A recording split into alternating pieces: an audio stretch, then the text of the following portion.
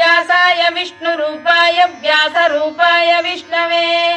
नमो वै ब्रह्मनिधये वासिष्ठाय नमो नमः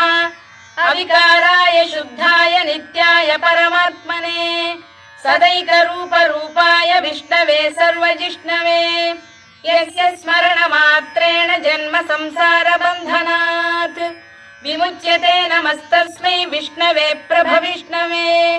ॐ नमो विष्णवे प्रभविष्णवे श्रीवैशम्पायन उवाच श्रुत्वा धर्मानशेषेण पावनानि च सर्वशः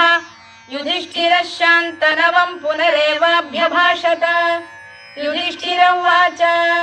किमेकम् दैवतम् लोके किं वाप्येकम् परायणम् स्तुवन्तः कङ्कमर्चन्तः प्राप्नुयुर्मानवा शुभम्